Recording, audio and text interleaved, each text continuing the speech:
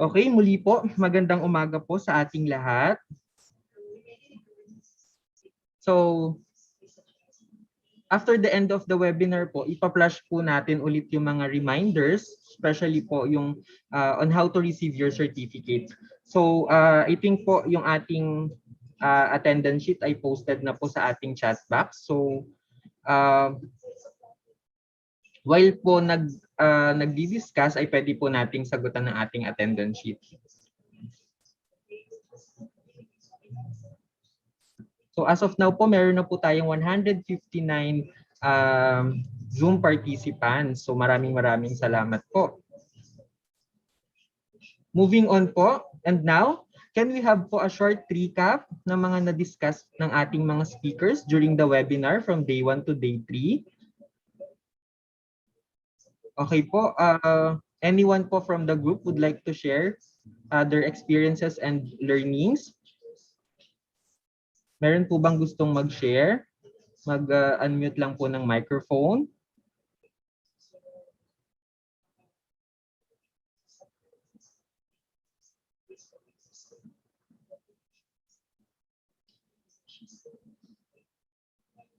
Hello po.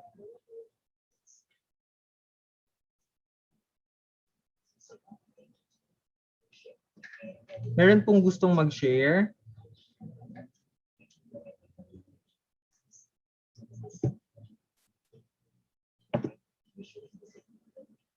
Okay, so kung wala pong gustong mag-share, okay po.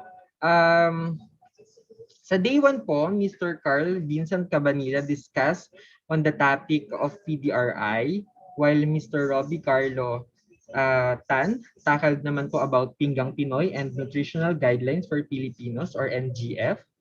So sa day 2 naman po, Ms. Noelyn Santos shared her expertise in food exchange list for meal planning or what we call FEL, and Ms. Christine Nacionales, her expertise in food composition tables. During the day 3, we had 3 speakers. Ms. Maria Lilibet Dasco discussed the overview and sampling of use in the conduct of Expanded National Nutrition Survey or ENNS, food consumption survey on the household level, discussed naman po by Dr. Eva Goyena, and dietary survey results on the individual level presented naman po by Ms. Josie Besnacido. And nagkaroon po tayo ng open forum for all the topics. So sana po may mga natutunan po tayo from all these topics. Okay po, so moving forward. So again po, gentle reminder lang po na posted na po sa ating chat box yung ating pong attendance sheet. So maybe while listening po ay maaari po tayong magsagot. Thank you po. So handa na po ba tayo sa ating first topic? Thumbs up naman po.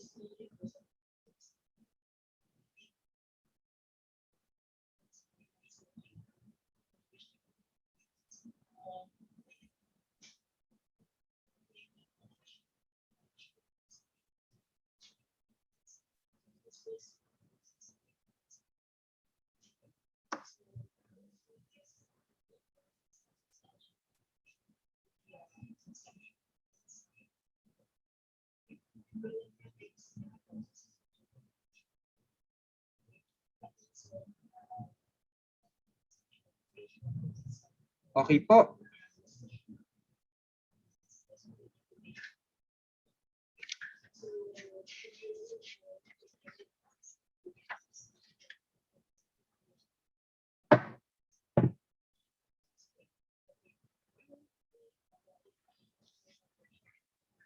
So the first topic po is about the methodology on vitamin A, urinary iodine, and salt analysis to be discussed po by Ms. Rosemary Dumag. Ms. Rosemary Dumag is a registered chemist. She took her Bachelor of Science in Chemistry at the Far Eastern University and Master of Chemistry and Master of Science in Chemistry at the University of Santo Tomas. And currently, She is taking a PhD in chemistry at the same university. Ms. Rosemary Dumag is a technical assessor for chemical testing for Department of Trade and Industry, Philippine Accreditation Bureau of or DTI-PAB, and supervises the laboratory group of DOST-FNRI. Please welcome our first speaker, Ms. Rosemary J. Dumag, Supervising Science Research Specialist of Service Laboratory Group of DOST-FNRI. Good morning po, Ma'am RD. Over to you po.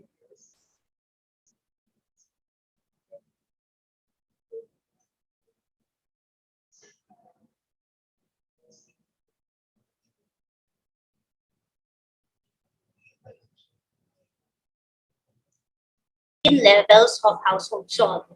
But first, I would like to give a background on how the samples are being collected from the field and being transported to the laboratory. So first, a well-ventilated and well-lit space that is away from direct sunlight with privacy is selected in the area to be used during the blood collection. Details of the participants are confirmed, such as their names, date of birth and age, biological sex, and physiological status prior to the collection of the samples.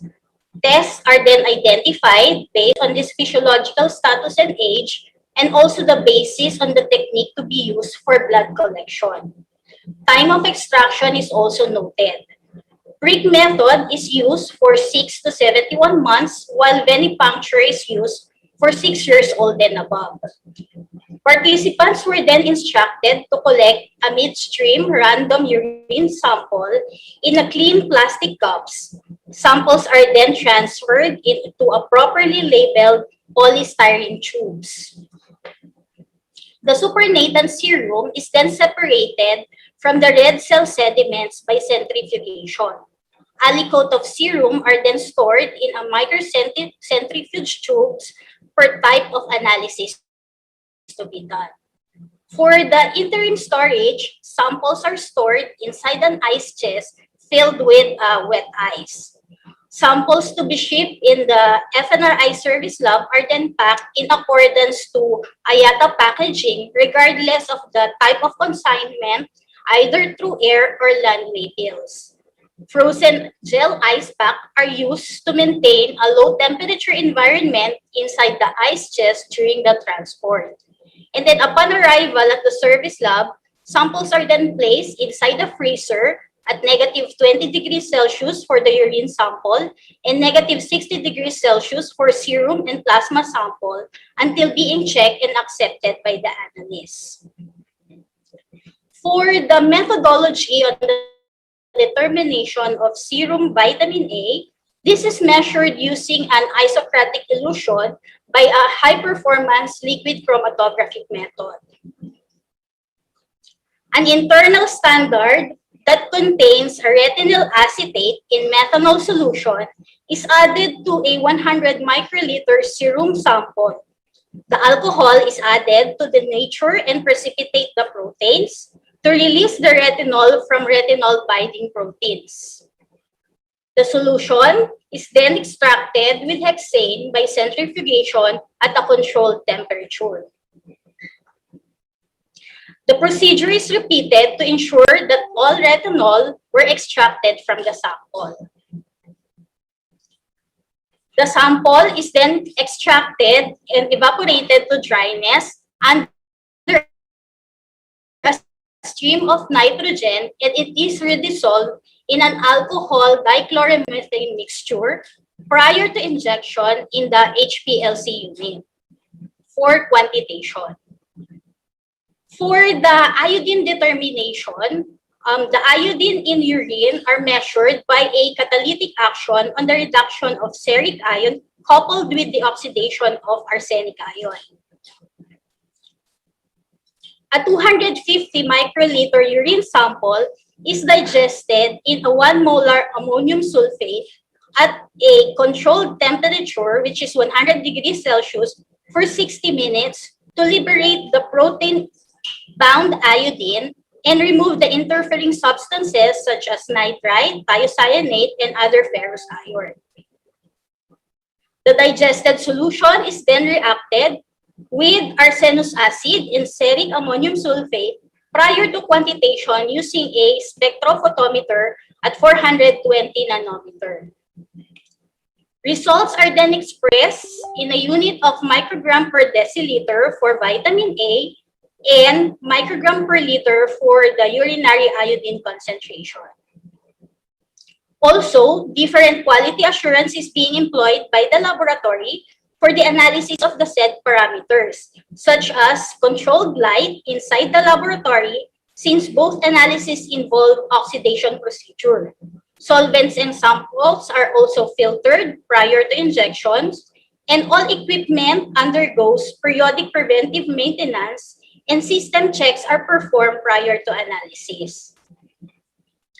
In every batch analysis, an in-house reference materials are being used that are traceable to certified reference materials from the National Institute of Standards and Technology in the US. Also, the laboratory participates in different proficiency testing programs of the Center for Disease Control and Prevention, semi-annually for vitamin A and quarterly for UIC to continuously evaluate the performance of the lab. Moving on for the methodology on the determination of the iodine level of household salt using the WYD to measure the iodine concentration of salt that is being fortified by potassium iodate. So about 500 grams of salts are stored in a polyethylene container, which is requested from each household. Samples are then placed in a black bag and boxes to avoid UV exposure, and it is being transported to FNRI together with a transmittal form at least within 7 days after the collection. 1 gram of the sample is then dissolved around 20 to 30 ml of water, and then 2 ml of starch indicator and a dilute sulfuric acid is added to the sample to oxidize the iodate to iodine concentration. Solution is then diluted to 50 ml prior to reading in the WYD checker. Salt samples are also subjected to moisture determination by gravimetric method using an air oven for wet and semi-wet samples, while a moisture analyzer is used for the determination of moisture content for dry samples. Iodine results are reported in unit ppm, and these are corrected and reported as a dry basis using the moisture content. Quality assurance is also employed by the laboratory, in which the WYD is installed in a dry place with good ventilation. Also, a gray glass and standard solutions are being used for the calibration of the WYD checker, and an in-house reference material at 3 different levels are used in every batch of analysis. So that would be all for the different methodologies that is being used by the laboratory for the determination of the concentration of salt, iodine in urine, and vitamin A in. Thank you so much po, Ma'am RD, for that very relevant topic. So, please reserve po your questions for Ma'am RD later. Yung open forum po natin ay after the discussion ng third topic. So, moving forward po, we are now on our second topic. So, let me share my screen po.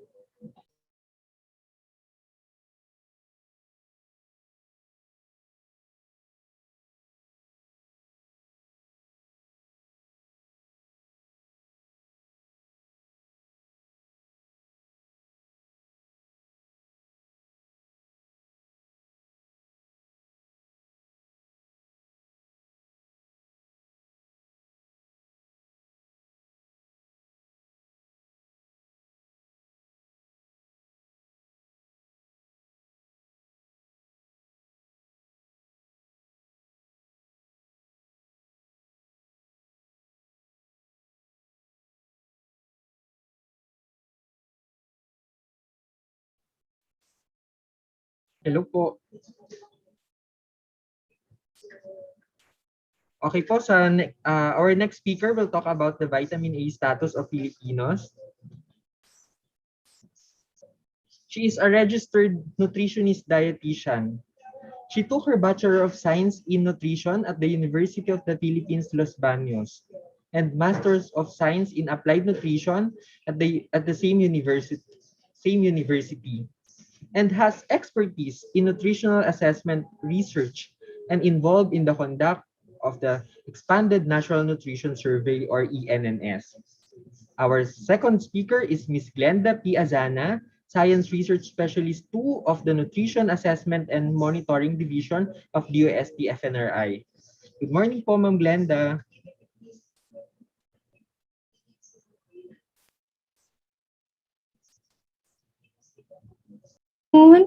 Everyone. Can you hear me?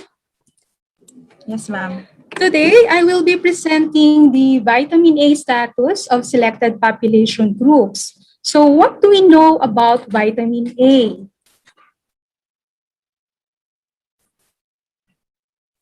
So vitamin A, as we all know, is a micronutrient, and it is a fat-soluble vitamin, and it naturally present in variety of foods. There are two forms. These are the preformed vitamin A, such as meat, poultry, fish, and dairy products, and provitamin A, such as fruits, vegetables, and other plant-based products.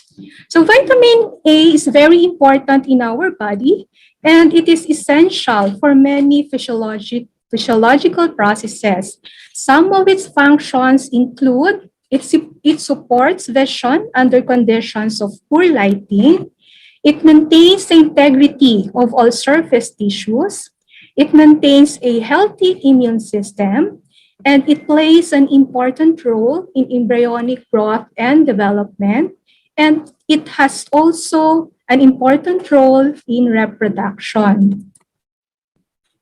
Now, when the diet is chronically insufficient in vitamin A, this results to vitamin A deficiency. Vitamin A deficiency is a condition that covers all physiological disturbances, including subclinical and clinical signs and symptoms, which is reflected using the serum retinol level. So the determination of serum retinol level was discussed earlier by Ma'am RD. So these are the consequences of vitamin A deficiency. VAD may cause preventable blindness in children. If children have moderate to severe deficiency, VAD causes impaired embryonic development. It increases the risk of morbidity and mortality from severe infections, those with low vitamin A stores, leaving them vulnerable to infections and with reduced immunity to fight common childhood diseases. It also poses higher risk of respiratory infection and diarrhea among children with mild to moderate VAD. It also causes impaired iron mobilization from stores. So who are vulnerable to VAD? Young children are at a greater risk of vitamin A deficiency due to their higher physiological requirements. Increases the possibility of children to become ill or suffer death from childhood infections, including measles and those that cause diarrhea. Women of reproductive age, those 15 to 49 years old, become more susceptible to vitamin A deficiency once they get pregnant, and those breastfeeding mothers.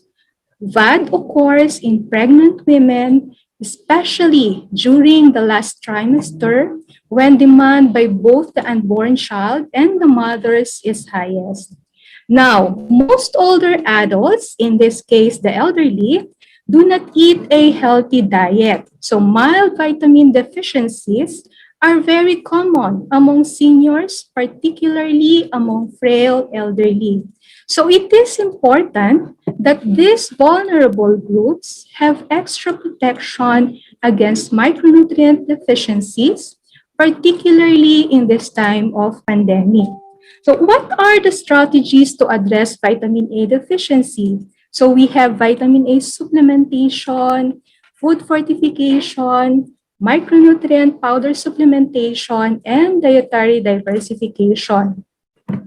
Vitamin A supplementation is a global health strategy to eliminate vitamin A deficiency and its consequences rather. So in the Philippines, we have the Garantisadong Pambata program wherein it involves the administration of supplemental doses every 6 months to all infants and children aged 6 to 59 months.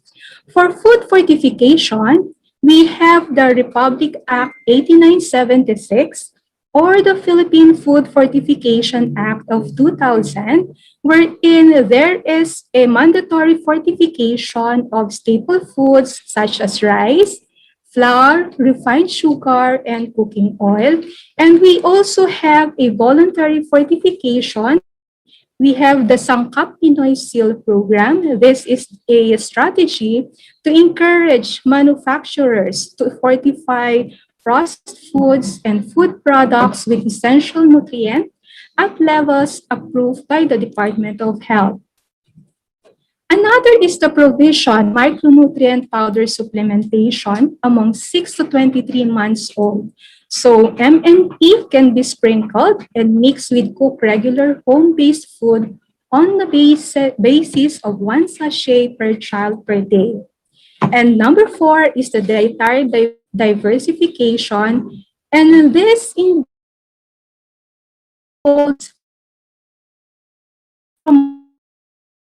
promotion of increased day through home gardening programs. So before we go to the result, let us review the guidelines used in the interpretation of vitamin A data. Vitamin A level is divided into 4 groups. When we say vitamin A is high, this means that the serum retinol level is 50 microgram per deciliter and above.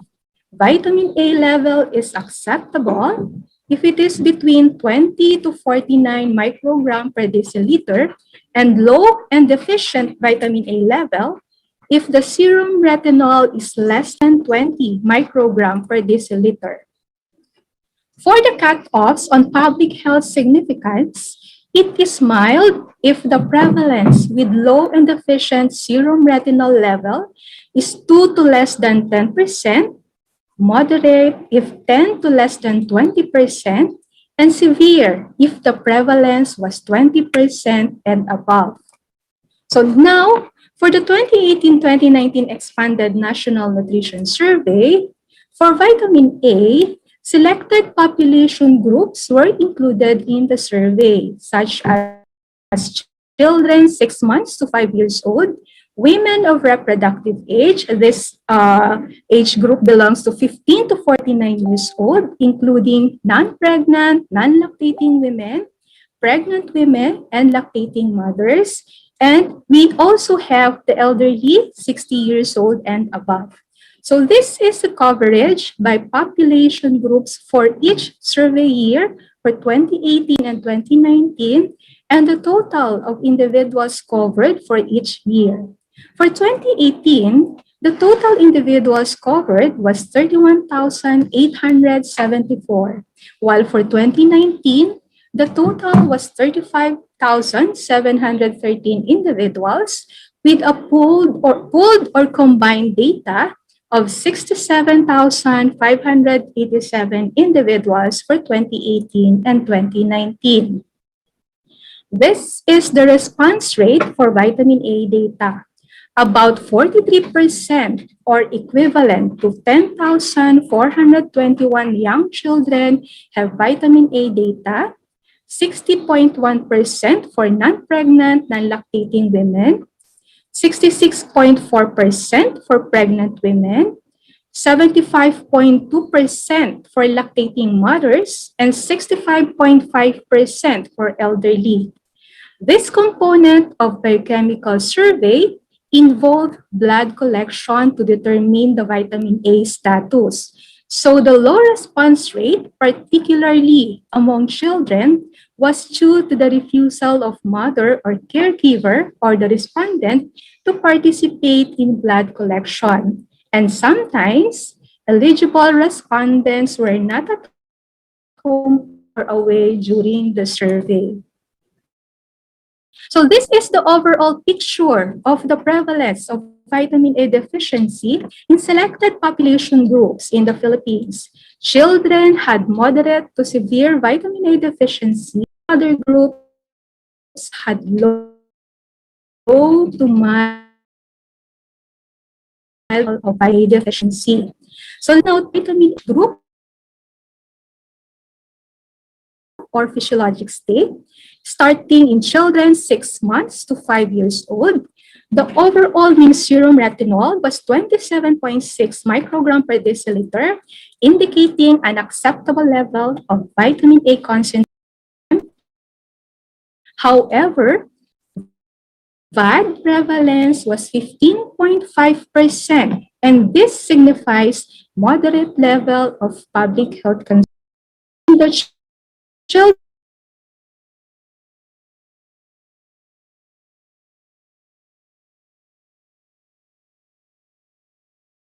groups, infants, the mean level of infants was 25.4 microgram per deciliter. SR of 1 to 5 years old children was 27.8 microgram per deciliter, both indicating an acceptable level of vitamin A concentration. However, VAD prevalence among infants was 21.8%, which is of moderate to severe level of public health problem. On the other hand, VAD among older children, 1 to 5 years old, moderate level. We also group the children into 6 to 23 months. This is a period of infant and young child feeding, and the 2 to 5 years old, and determine their serum prevalence. The 6 to 23 months old children had an acceptable vitamin A level, as well as the 2 to 5 years old children. However, again, the young 20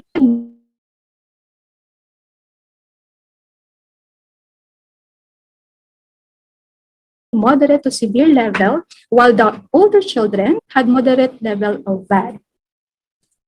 Okay, seeing again, the infants 6 to 11 months had the highest VAD prevalence at 21.8%, followed by 1-year-old at 19.9%. By place of residence, rural areas at 16.9%, yes, at 13.6%, but the difference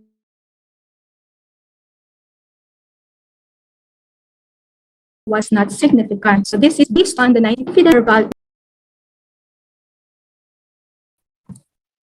In this slide, there are 3 different shades of peach. This represents the level of public health significance or degree of severity WHO classification. The lighter color of peach indicates mild level or VAD prevalence is between 2 to less than 10%.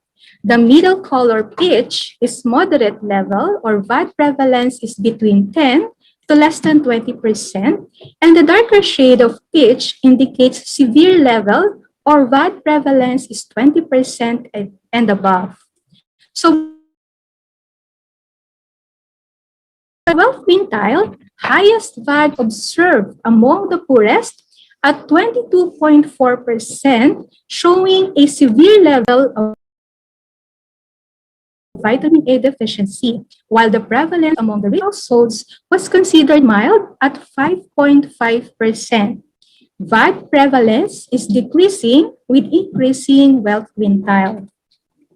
For the trend among children, from 1993 to 2003, Vitamin A deficiency was of severe level among young children, and significant improvement in VAD prevalence was noted from 2003 to 2008, bringing down the level to moderate public health significance. However, the subsequent increase in the prevalence in 2013 at 20.4% brings back vitamin A deficiency to severe level.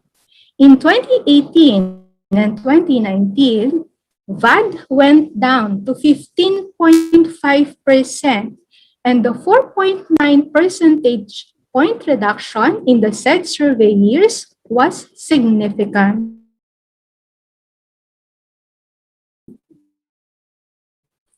Moving on to reproductive 9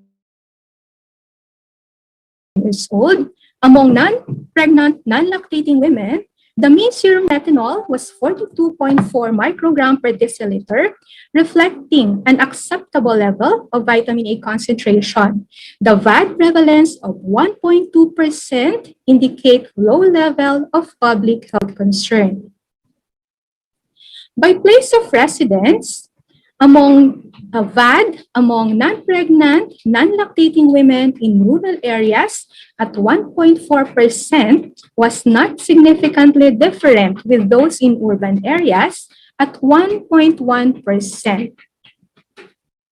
By wealth quintile, highest VAD prevalence was noted among the poorest at 1.9% and lowest among the richest quintile households at 0.4%. Among pregnant women, the overall mean serum retinol of 36.3 microgram per deciliter indicates an acceptable level of vitamin A concentration. The VAD prevalence of 3% corresponds to mild public health concern.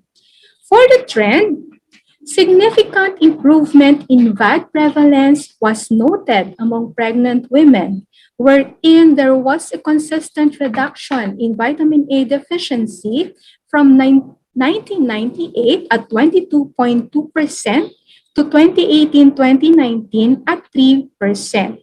The 6 percentage point reduction from 2013 to 2018 and 2019 in VAD prevalence was significant. Among lactating mothers, the overall mean serum retinol of 41.6 microgram per deciliter indicates an acceptable level of vitamin A concentration. VAD prevalence of 2.2% corresponds to mild level of public health significance. By place of residence, lactating mothers residing in rural areas had slightly higher proportion of VAD, 2.8%, compared with those in urban areas at 1.3%, but the difference between the two was not significant. By wealth quintile, vitamin A deficiency among lactating mothers was more prevalent among the poorest at 3.9% and lowest among the middle quintile households at 0.5%. For the trend among lactating mothers, improvement in vitamin A deficiency prevalence was also observed, wherein there was a steady decline in vitamin A deficiency from 2003 at 20.1% to 2018-2019 at 2.2%. For the past 10 years, from 2008 to 2018 and 2019, VAD prevalence in this group was of mild level of public health significance.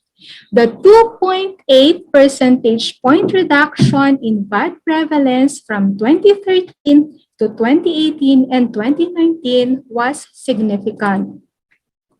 The last group is the elderly, so 60 years old and above. Okay.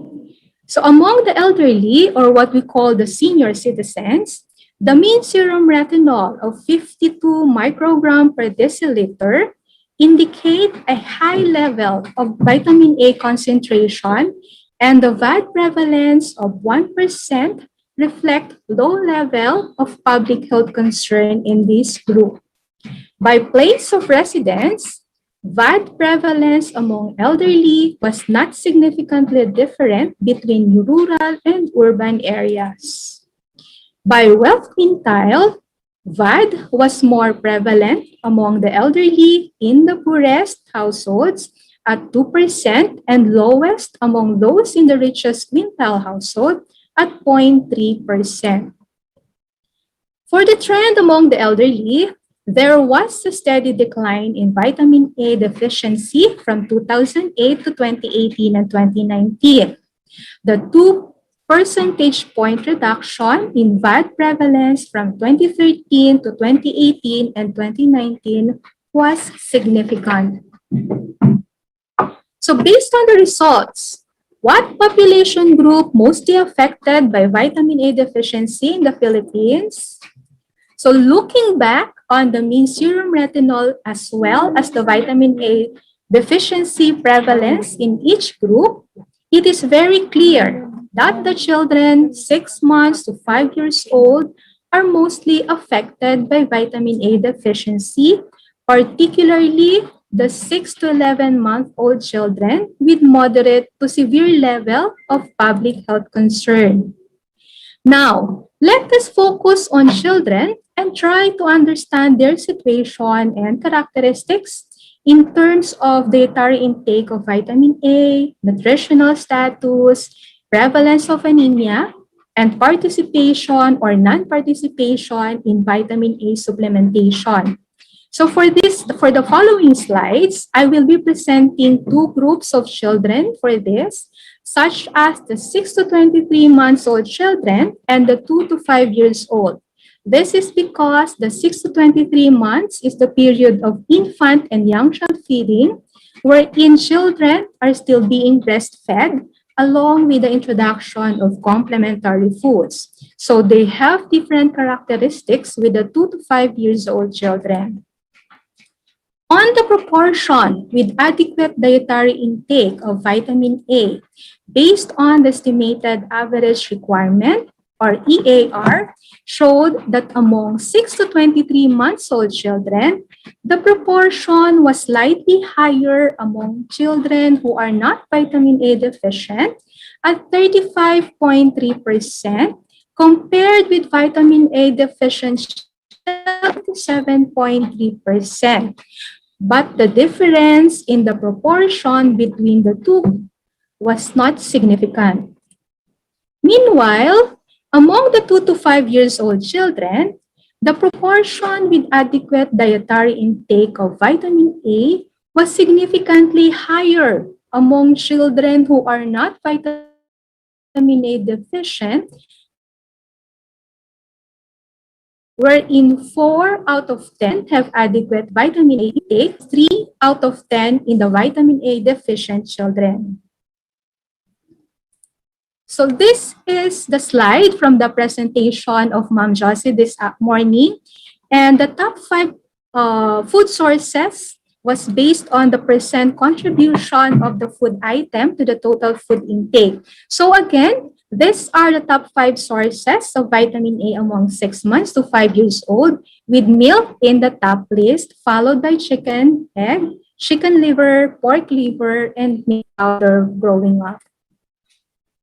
For nutritional status, undernutrition was more prevalent among vitamin A deficient children. For 6 to 23 months old, underweight was significantly higher among vitamin A deficient children compared with those who are not vitamin A deficient. For 2 to 5 years old children, underweight as well as stunting was significantly higher among vitamin A deficient children. On anemia, vitamin A deficient children have significantly higher anemia prevalence than children who are not vitamin A deficient. So this is true for both younger and older children. This implies that vitamin A deficient children were also suffering from anemia, particularly among 6 to 23 months old children, wherein half of the vitamin A deficient children were also anemic. So remember that one of the consequences of vitamin A deficiency is impaired from stores, risk for anemia among vitamin A deficient children. On vitamin A supplementation program, among 6 to 23 months old children, about 69% in both groups, vitamin A deficient and not vitamin A deficient, had participated in vitamin A supplementation program in the past 12 months. On the number of times of vitamin A supplementation participation, majority of the children in both groups had vitamin A supplements only once, 86.5% for not vitamin A deficient children, and 90.3% for vitamin A deficient children. The proportion of children who receive vitamin A supplementation either once or twice was not significantly different between vitamin A deficient and not vitamin A deficient children. Among 2 to 5-year-old children, more than half in both groups, vitamin A deficient and not vitamin A deficient, had participated in VAS program in the past 12 months, 70.3% for not vitamin A deficient and 66.9% for vitamin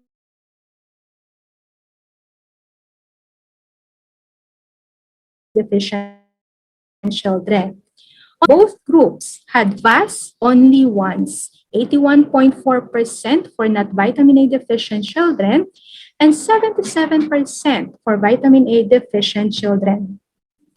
The proportion of children who receive VAS either once or twice was not significantly different between vitamin A deficient and not vitamin A deficient children. So the survey is prior to the pandemic,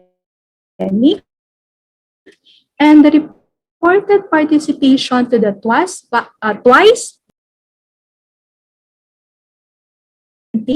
was low among 6 to 23.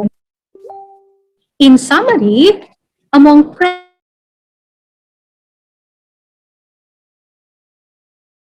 children 6 months to 5 moderate public health significance, by single age group, 6 months to less than 1-year-old infants had VAD of moderate to severe level of public health significance at 21.8%.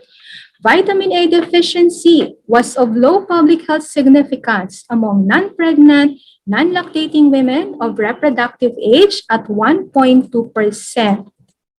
Among pregnant women and lactating mothers, VAD prevalence was of mild public health significance at 3 and 2.2% respectively. VAD was also of low public health significance among elderly at 1%, and across all age groups, vitamin A deficiency was more prevalent among households in the poorest wealth quintile. Focusing on 6 months to 5 years old children having the highest VAD prevalence compared with the other age or physiologic group showed that vitamin A deficient children have the following characteristics. They have lower proportion meeting the estimated average requirement for vitamin A.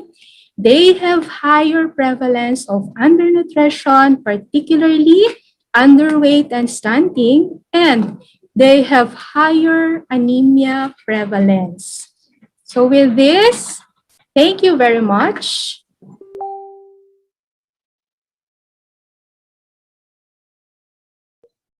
Ayan, maraming salamat po, Ma'am Glenda, sa inyo pong presentation. So now, I'm calling again po Ma'am RD to discuss the third and last topic, which is the iodine status of selected population. And then we will have po an open forum na po for all the topics. Thank you po. Over to you po, Ma'am RD.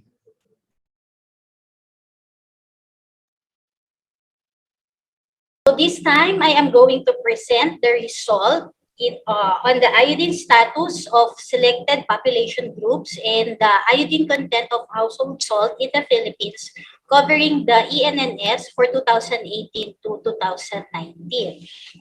As a background, iodine is a trace element that naturally occurs in seafood matrices, and this is also added in salt and some dietary supplements. Iodine is needed to produce a thyroid hormones, which controls metabolism of the body and other important functions. This thyroid hormone regulates a variety of important physiologies, including cellular oxidation that aids in the proper bone and brain development during pregnancy. However, insufficient amounts of these elements will lead to iodine deficiency, thereby decreasing the production of thyroid hormone that may cause irreversible effects during pregnancy and early infancy. Other consequences of iodine deficiency that can affect all age groups are goiter, hypothyroidism, while miscarriage and stillbirths for pregnant women.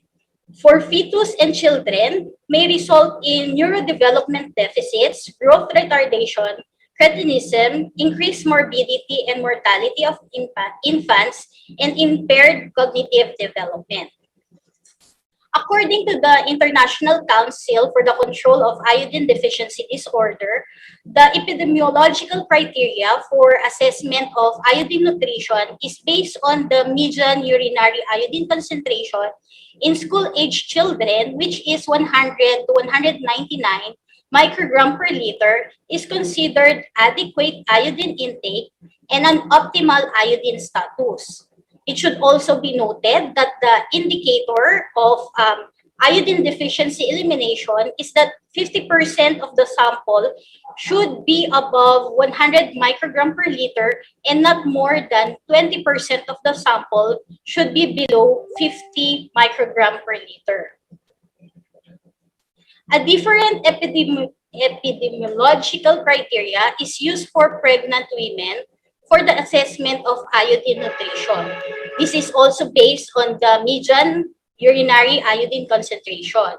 Median UIC of 150 to 249 microgram liter is considered adequate iodine intake, and a median of more than 500 microgram per liter or higher is considered excessive, and this may lead to risk of adverse health consequences such as iodine-induced hyperthyroidism or autoimmune thyroid diseases.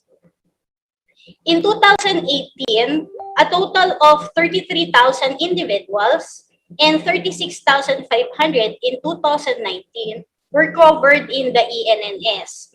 Thus, the pooled data for 2018 to 2019 has a total of 69,561 individuals that were covered. For the response rate, a total of 110,597 individuals were eligible for the UIC determination. However, as mentioned earlier, only 69,000 were covered as a respondent. Thus, the response rate is 62.9%. And for the results of the iodine status of selected population group in the Philippines, covering the 2018 to 2019, the iodine intake of school-age children 6 to 12 years old was adequate and with optimal status based on the median urinary iodine concentration of 174 microgram per liter. And the percentage of school-age children with urinary iodine level less than 50 microgram per liter was 12.4. Among the elderly, iodine intake based on the median UIC of 110 microgram per liter was adequate. However, 22.6% of the elderly had a urinary iodine level less than 50 microgram per liter. The iodine level for non-pregnant, non-lactating women based on the median UIC of 169 microgram per liter was adequate, and the proportion of non-pregnant, non-lactating women with urinary iodine level less than 50 microgram per liter was 12.1%. For the iodine level of lactating mothers, is this considered insufficient based on the median UIC of 99 microgram per liter? Moreover, 2 out of 10 or 22% of mothers had urinary iodine level less than 50 microgram per liter, indicating an iodine deficiency. For the iodine level of pregnant women, this is also insufficient based on the median UIC of 122 microgram per liter. Likewise, 2 out of 10 or 21.1% of the pregnant had urinary iodine level less than 50 microgram per liter, also indicating iodine deficiency. So to summarize, iodine intake of school-age children, elderly, non-pregnant, and non-lactating women were considered adequate based on their median UIC. Meanwhile, pregnant and lactating mothers were considered insufficient. 1 in every 10 school-age children and non-pregnant, non-lactating women indicated an optimal iodine status, while 2 out of 10 elderly, pregnant, and lactating mothers had less than 50 microgram per liter UIC, indicative of iodine deficiency. Disintegrating the result by place of residence, school-age children and elderly have adequately iodine intake both in rural and urban areas. However, there were more elderly in the rural areas who have median UIC of less than 50 microgram per liter, indicative of iodine deficiency. Among the non-pregnant, non-lactating women, optimal iodine status was observed both in rural and urban areas.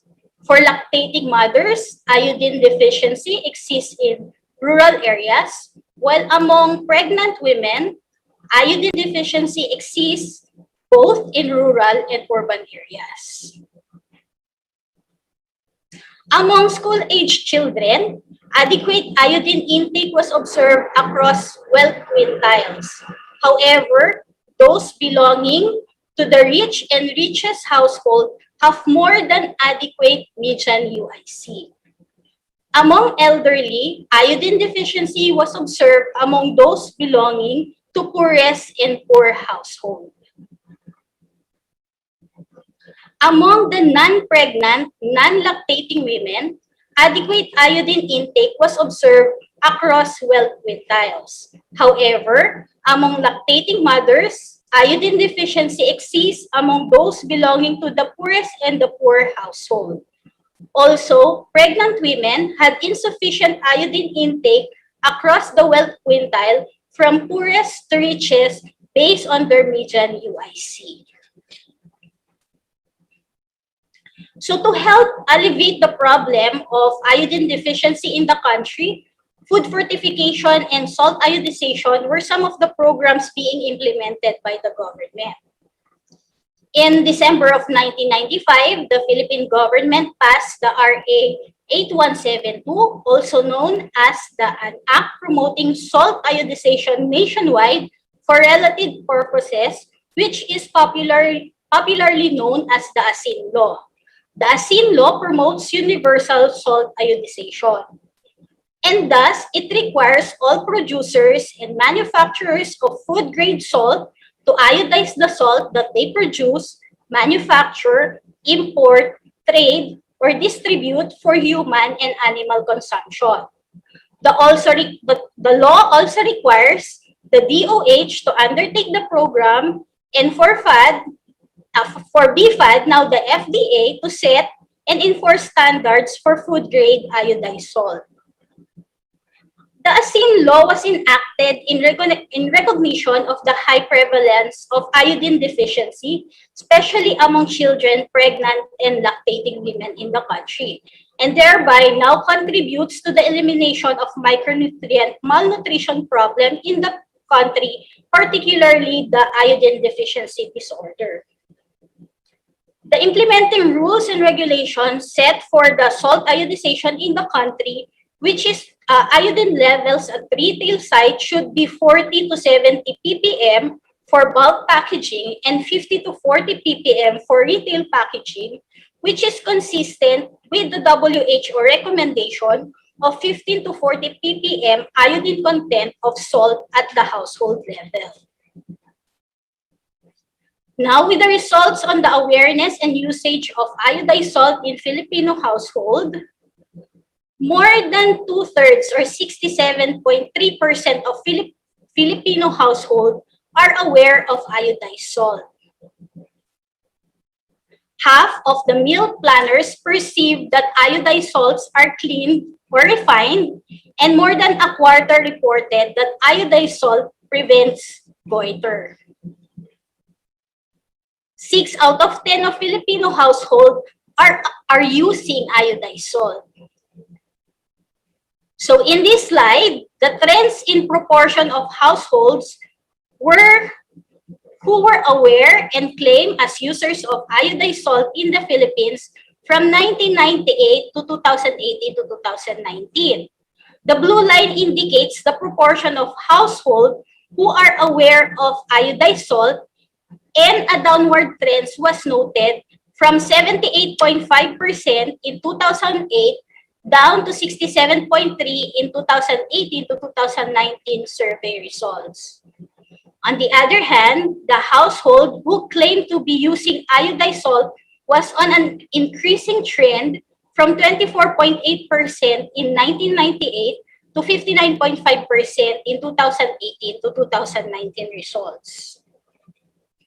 With the different type of salt being used by the Filipino household, were also asked from the different respondents. For the sources of salt, mostly were bought or from the market or talipapa for both the rock and fine salt. So this slide shows the type of salt being used by place of residence. A slightly higher usage of rock salt was observed in rural areas compared with the urban, but it is not significant. Same observation was noted with the usage of fine salt. While the usage of both types, a higher percentage was noted in urban areas than in rural areas. For the usage of rock salt, it was observed that as the wealth quintile increases, the proportion of Filipinos who are using rock salt decreases. On the other hand, the opposite trend is observed in the usage of fine salt, for as the wealth quintile increases, the usage increases. Same trend is observed when using both the type of salt. Moving on the results of iodine level of household salt using the WYD checker. A total of 56,000 households were eligible for the iodine level concentration of salt using the WYD checker. However, only 43,419 households provided salt sample, giving us a response rate of 77.5%. This was the increasing trend in iodine content of salt from household, which is 7.6 ppm. However, this was still below the recommended level of iodine in salt. So the question now is, are the Filipino household using adequately iodized salt? So this slide shows the trends in the proportion of household with adequately iodized salt, wherein there was an increasing trend from 25.2% in 2008 to 36% in 2018 to 2019, as seen in the blue line. This is based on the WYD checker.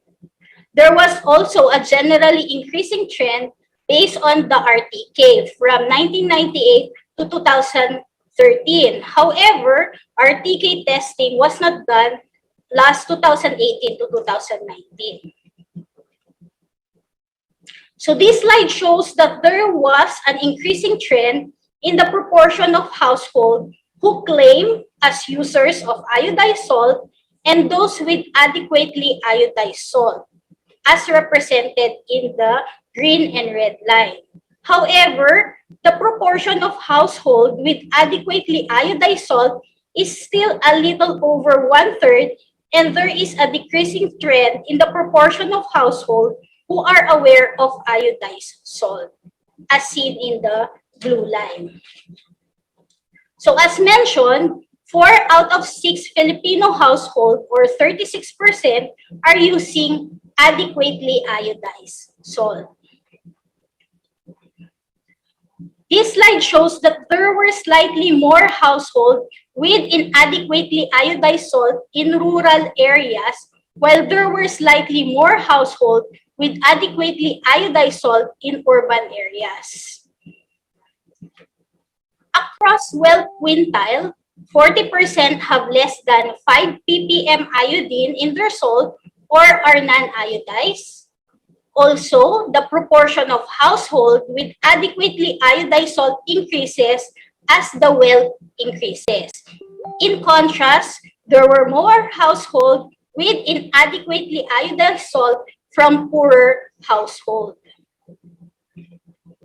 So looking at the proportion of households with adequately iodized salt and the iodine status of selected household members, about 3 in every 10 who have adequately iodized salt still have an iodine deficiency members.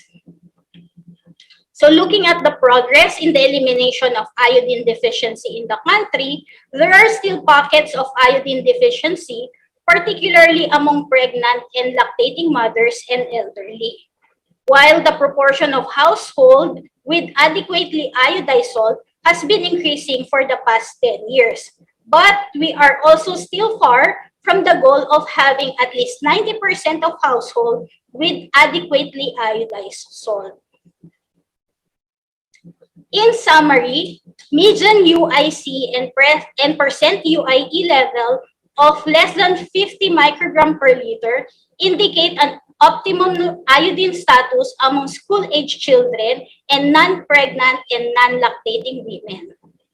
Elderly had an adequate iodine intake of 110 microgram per liter, but those with UI level of less than 50 microgram per liter was 22.6%. Pregnant women and lactating mothers had an insufficient iodine intake. On the side on the awareness and usage of iodized salt, 7 out of 10 Filipino households were aware of iodized salt, and 6 out of 10 Filipino households claim to be using an iodized salt. It is noted also that meal planners' perception on iodized salt are clean or refined, and this prevents goiter. For the different type of salt being used by Filipino household, majority of households were using rock salt by place of residence and by well quintile. Salt, either be rock or fine, were usually bought in market and talipapa. For the concentration of iodized salt, only 36% of the household were using adequately iodized salt. Proportion was higher in urban than in rural areas, and proportion was lowest among the poorest and highest among the richest wealth quintile. So that would be all for the result of the UIC and level of iodine in salt. Ayan, maraming salamat po, Ma'am RD and Ma'am Glenda, for sharing your knowledge and expertise sa ating pong mga topics. Maraming salamat po. So before po tayo mag-open forum, meron lang po akong mga questions na ipa-flash sa screen, and then yung makakasagot po ay magkakaroon po ng 100 peso mobile loan. So yung gusto pong sumagot ay maaari lamang pong mag-raise ng hand para po ma-unmute po kayo ng ating technical team, and then ma-acknowledge ko po kayo. And sa mananalo po ay i-message po kayo ng aming technical team ni Miss Jane Sune on how to claim po your prize po. Okay, ready na po ba tayo? Thumbs up po. So let me share my screen po. Maraming salamat po.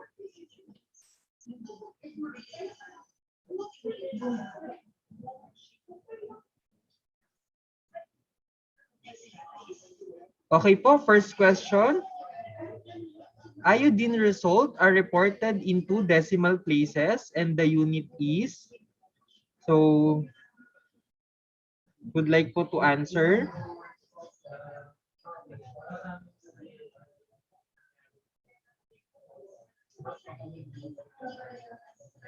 Ay, sorry po. Yes po.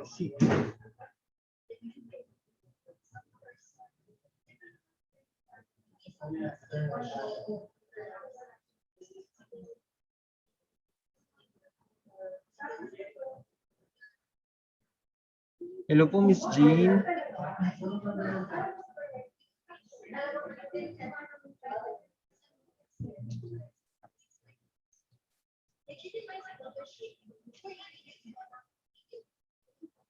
Meron po bang gustong sumagot po? Mag-raise lang po ng hand.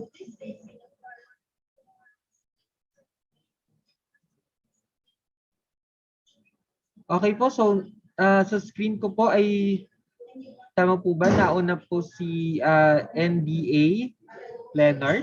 Tama po ba, Miss Jane?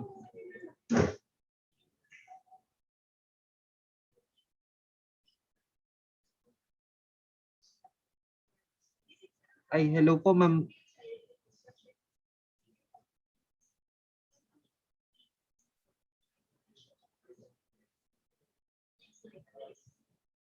Kylie raise hand po sa gusto pong sumagot. Hello po, Sir Mark. Nag-message po si Sir Leonard na naka-desktop daw po siya. So, Sir, baka pwede po ninyong i-type ang sa inyo. Okay, ang sagot po ni Sir Leonard ay grams po ang sagot. So, mali po ito. So, sino pa po yung gustong sumagot? Sir Mark, si Ma'am Gloria po, De Los Reyes. Ma'am Gloria De Los Reyes po. So, ang question po is iodine result are reported into decimal places and the unit po is? Ma'am Gloria.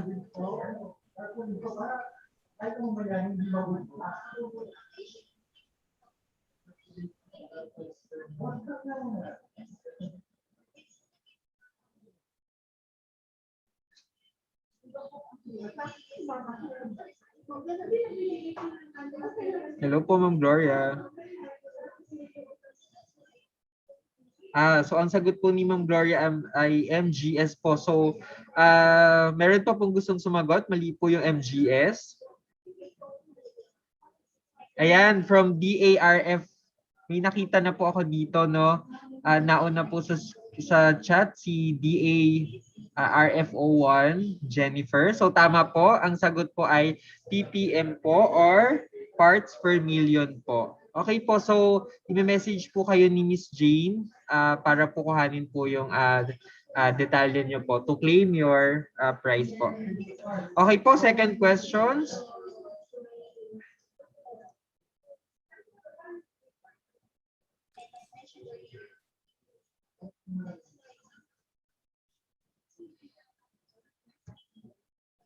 Okay, what is Republic Act 89, What is Republic Act 8976? Would like to answer po?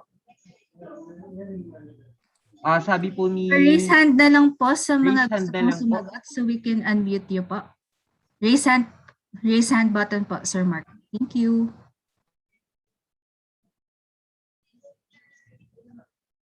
So nauna po si Sir or Ma'am po Jo Astin Natividad. Hello, ma'am. Your answer po, please.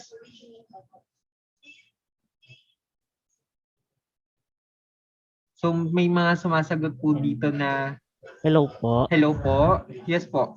Um, um, Naririnig po. Yes po, your answer po, sir.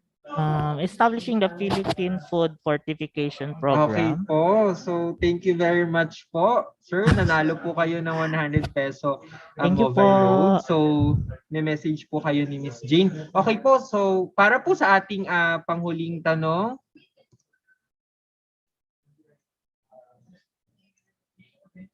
give at least 2 functions of vitamin A.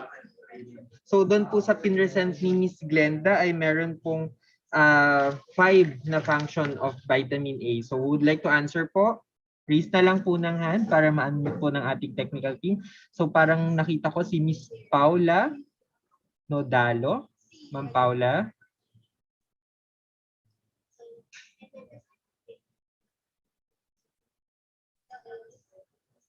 Ma'am Paula Nodalo, your answer po, please.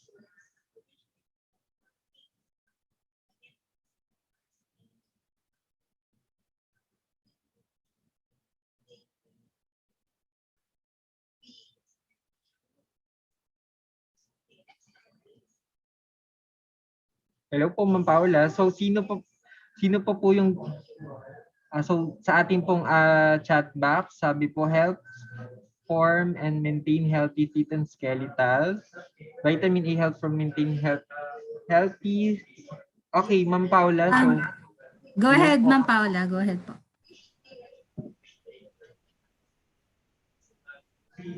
Wala po kayong audio, Ma'am Paula, kahit naka-unmute kayo. Kindly send your answer po sa ating chat box. Thank you.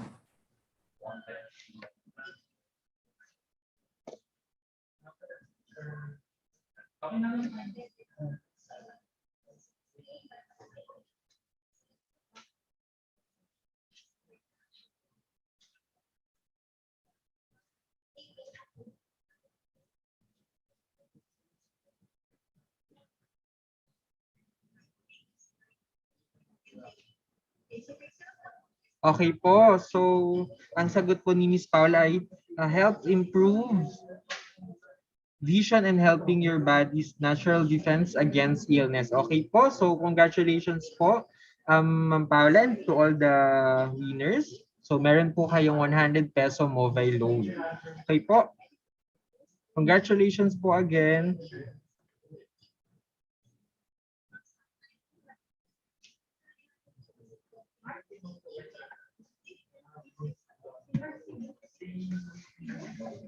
Okay po, so maraming salamat po again sa ating mga speakers for sharing your knowledge and expertise.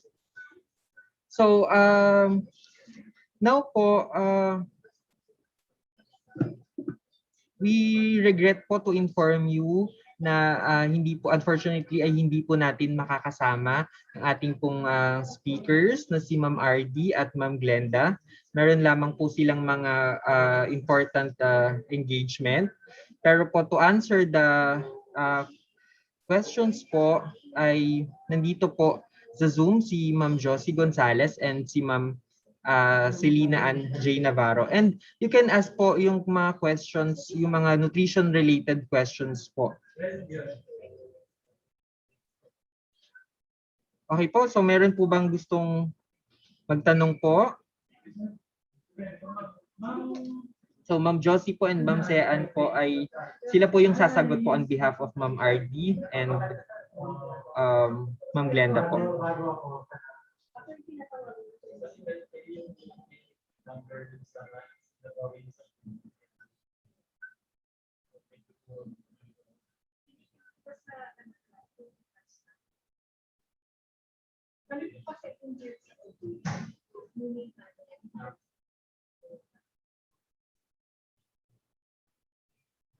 So kanina po may question po dito sa ating chat box.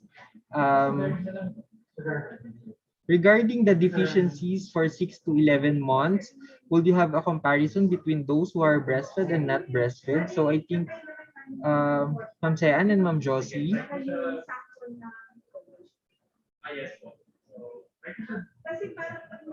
Hello po, Sir Mark. Hello po, Ma'am Sean. Good morning po. With regards po sa comparison ng breastfed and non-breastfed, the survey team po of FNRI is currently is continuously doing po in-depth studies po with regards yung result po ng survey, parang further analyze nila depending po sa objective ng study. So currently po, we are not familiar po if meron po tayong current study regarding that, comparing breastfed and non-breastfed. But we will inform po the survey group regarding the question, and we will, once po na gawin naman po ito ni FNRI na study, ay may present po itong results sa aming seminar series po. Thank you po, Ma'am Sean. And by the way po, kapag may mga questions po kayo na for Ma'am RD and Ma'am Glenda, you can key in your question po sa ating chat box and provide your email addresses po. And then ibibigay po natin ito sa ating mga speakers, and then i-email na lang po sa inyo yung answer po sa inyong mga questions. So meron pa po bang gustong magtanong on nutrition-related topics and mga services po ng FNRI?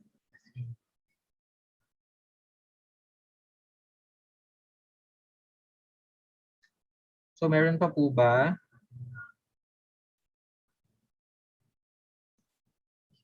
So i-chat lang po natin sa ating chat box.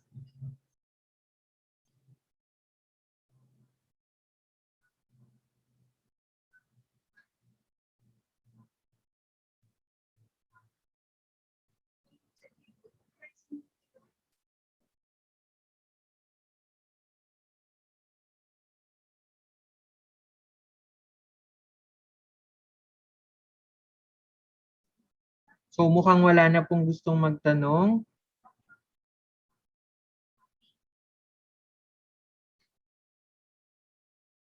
Okay po, so meron po dito from Ma'am Majin Garin Gutana.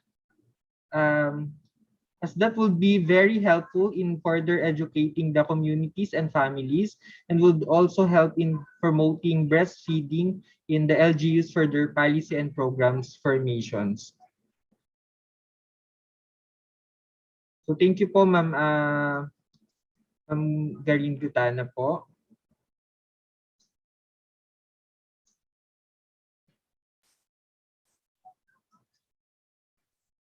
Meron pa pong gustong magtanong. So on screen po is Ma'am Celina Anjay Navarro and Ma'am Josie Gonzalez po. To answer po yung mga nutrition-related questions po natin.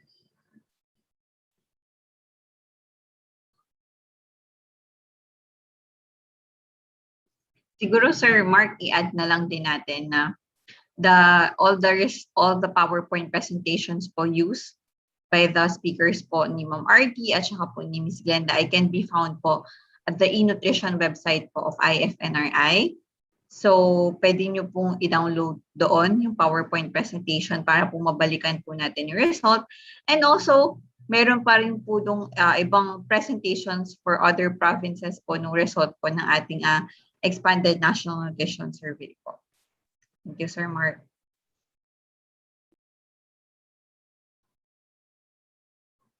And thank you so much po, Ma'am Sean. So I think kung wala na pong gustong magtanong, again, maraming salamat po sa inyo pong lahat for attending this webinar, and of course sa ating mga resource person from day one hanggang ngayon po to share their knowledge and expertise sa kanilang mga topics po. So at this point po, to give his closing remarks, so mag-share lang po ako ng screen.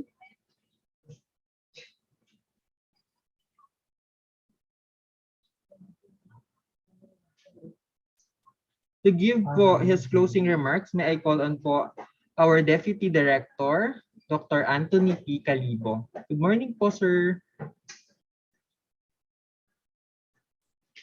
Good morning po, Sir Mark Anthony. Good morning po sa lahat po ng ating taga-subaybay nito pong ating webinar series na pinamagatang Find.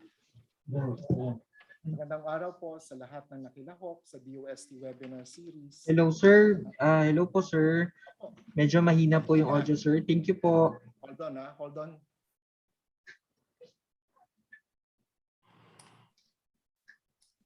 Narinig na po ako. Yes po, sir. Clear na po. Loud and clear po, sir. Thank you. Pasensya na po. So magandang araw sa lahat ng nakilahok sa DOST-FNRI webinar series na pinamagatang Rewind. Isang makaagham na araw po sa ating lahat. The DOST-FNRI is continuously pursuing its third mandate, and that is to diffuse food and nutrition information that will help achieve optimal nutrition for all Filipinos. We greatly appreciate your attendance to the 4-day sessions in our webinar series, Rewind. Thank you for trusting the DOST-FNRI as your source of credible nutrition information to guide you in your daily activities to live a healthier lifestyle and for a healthier you. I would like to congratulate all the participants from a wide range of professions: nutritionists, dietitians, teachers, other healthcare professionals, community healthcare workers, including participants from local government units such as local chief executives and other LGU officials and representatives, also stakeholders who have completed the series of webinars. I hope you have learned much from these webinars, and I hope that you can apply all the learnings to your respective workplace and among your family and friends. The DOST-FNRI is committed to continuously hold webinars like these, not only to inform, but to also equip professionals in our fight against malnutrition through the provision of accurate data and correct information. We hope to see you again in our future webinars. Please help us spread the good news on food and nutrition. Congratulations to all the DOST-FNRI teams who made this webinar series possible. Ipagpatuloy natin maging ligtas, anumang alert level ang nakataas, at maging malusog mga kababayan. Muli, mula sa bumubuo ng DOST-FNRI sa pangunguna ng ating Direktor, Dr. Nelda Angela Sagdepa, huwag po kayo magsawang sumubaybay sa aming social media accounts at mga future activities pa ng DOST-FNRI. Maraming salamat sa inyong lahat. Mabuhay. Thank you so much po, Dr. Calibo, sa inyo pong closing remarks. So as Dr. Calibo said, the DOST-FNRI committed to continuously hold webinars like this, not only to inform but also to equip professionals in our fight against malnutrition through the provision of accurate data and correct information. So with that, thank you so much everyone. So a gentle reminder lamang po sa mga nanalo po ng mobile load. Please give us time po to process your prices, and we will get in touch po with you for your prices. Muli po, maraming salamat po sa lahat, and thank you po most especially sa ating mga speaker for sharing your knowledge and expertise sa ating mga participants dito po sa 4 na araw na webinar. So at this point po, requesting po the technical team. So kindly open po yung inyo pong mga cameras. Picture taking po tayo. Technical team, over to you po.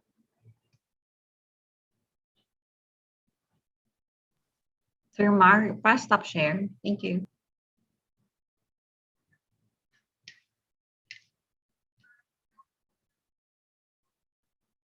So buksan lamang po natin yung ating mga camera po.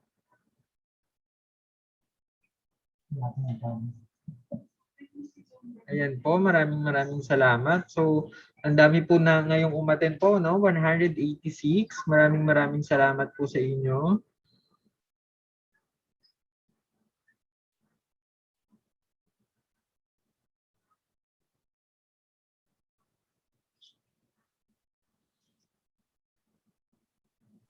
Okay po, meron pa pong magbubukas ng kanilang mga cameras po. Lahat po tayo ay sasali po sa ating po photo document. Sige po. Open niyo po ang inyong mga cameras. At tayo po ay Unity. Bibilang po ako ng 3. At sabay-sabay po tayong ngumiti. 1, 2, 3, smile po. Isa pa po, the second panel. 1, 2, 3, smile. Yan. May hahabol pa po ba sa ating mga participants? Yeah, I guess wala na pong magbubukas ng camera. Back to you po, Sir Mark. Thank you po, Miss Colleen.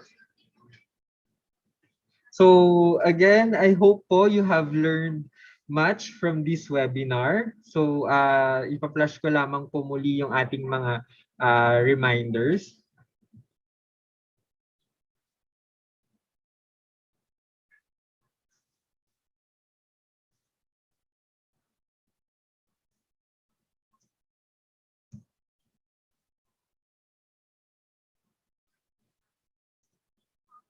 Okay po. So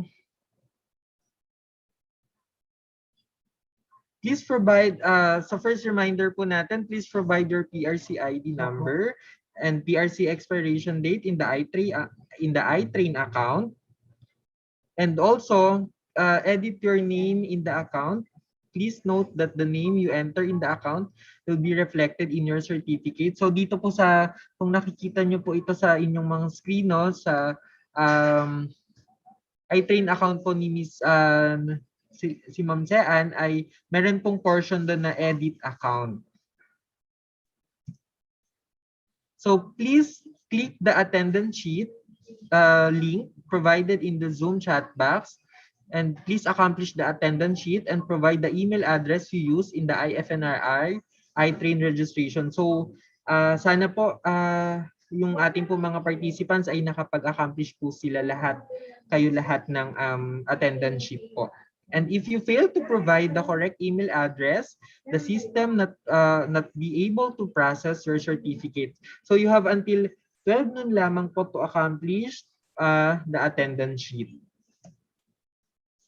The certificate for the 4-day DOST-FNRI webinar, so mula po ito nung Monday, webinar series Rewind will be given on a per session basis. Thus, you need to answer the post-test and evaluation per session. Please log in to your iTrain account at 1 p.m. and answer the post-test and feedback form. So, click po yung ating profile button and answer.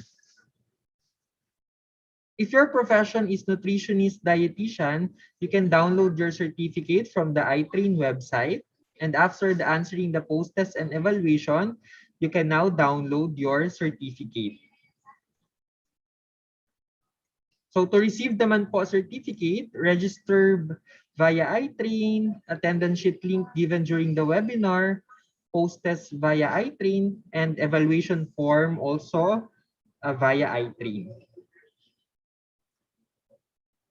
So reminder din po na if your profession is not a nutritionist dietitian and you are, so una, kung kayo po ay professional teachers, makakakuha po kayo ng 12 units. Ito po ay katumbas ng 3 units po ito per session. Chemist naman po ay 3 units. So meron po kayong 0.75 per session. Agriculture, 20 units. Chemical engineer, 4 units. Midwifery, 10 units. And medical technology ay 3 units po. So please do not download the certificate from the iTrain website because it will not bear the correct CPD units for your profession. And after answering the post-test and evaluation form, the iTrain Secretariat will email your certificate. So please give us 14 days po to send the certificate. So muli po, sana po ay may natutunan po tayo sa ating 4 na araw na webinars. And I would like po to thank and congratulate the TDSTSD headed by our chief, Dr. Milford Gonzalez, our supervising, Ma'am Idelia Glorioso, and the FNTU team led by Ma'am Josie for conducting this webinar series. So again po, on behalf of the DOST Food and Nutrition Research Institute, we would like to thank you all for attending this webinar, and we hope po na to see you all sa aming mga future pa pong mga webinars. Ingat po tayong lahat at maraming salamat po.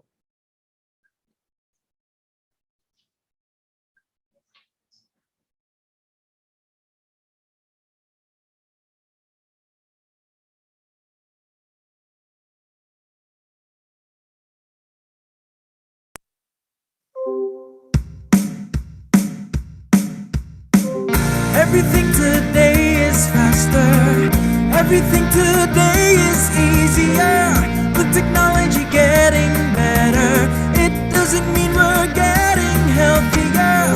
While the kids are young, while the parents are working, while the stress is tough, just remember the following. Go for a daily dose of nutrition. Go for a balanced meal with variation. Go for a run or two of exercise. Aim for healthy lifestyles. Inspire others to do the same. The story of life is no game. Life doesn't need to end that fast. If you choose health, the longer you last. Go for a daily dose of nutrition. Go for a balanced meal with variation. Go for a run or two of exercise. Aim for healthy lifestyles. Go for a daily dose of nutrition. Go for a balanced meal with variation. Go for a run or two of exercise. Aim for healthy lifestyle. Live longer, happier, better with FNRI.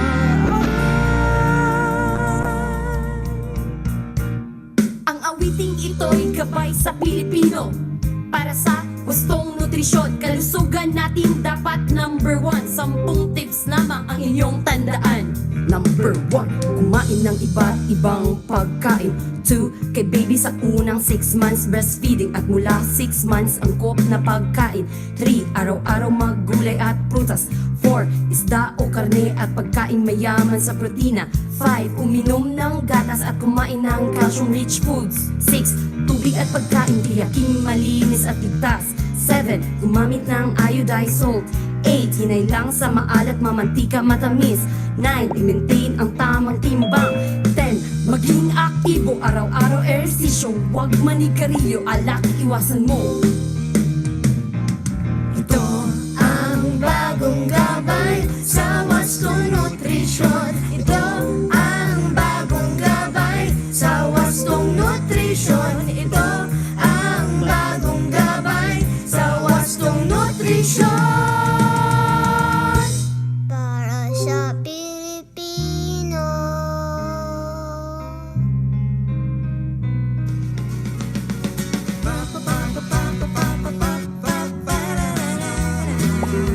Tinggang Pinoy. Tinggang Pinoy. Alam mo na ba na may bagong gabay para sa lakas at kalusugan mo? Simpleng-simple lang at madaling tandaan. Ang tawag dito'y pinggang Pinoy.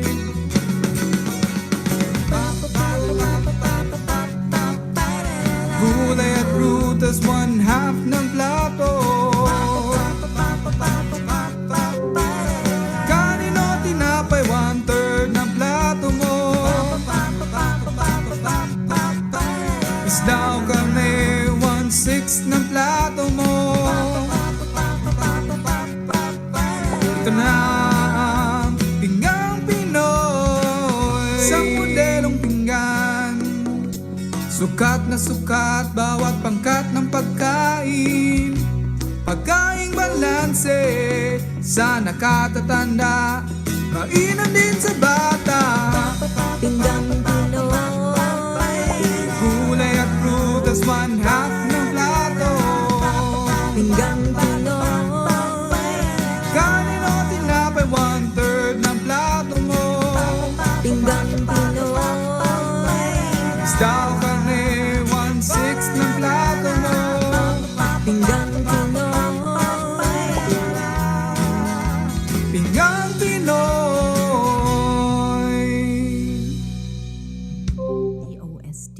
Halina kayo, kain na tayo ng brown rice.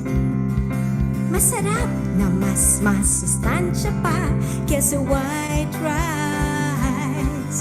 Vitamin at mineral, seksik pa rin. Pampalusog ng katawan ng bata't matanda.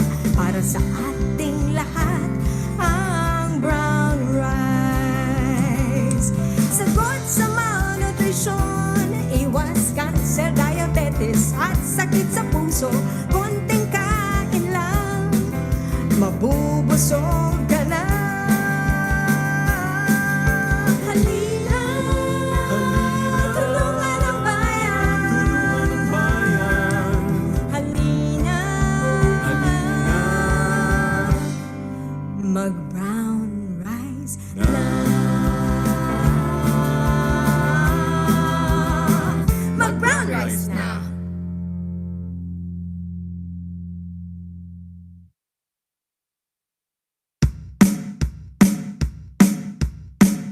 Everything today is faster. Everything today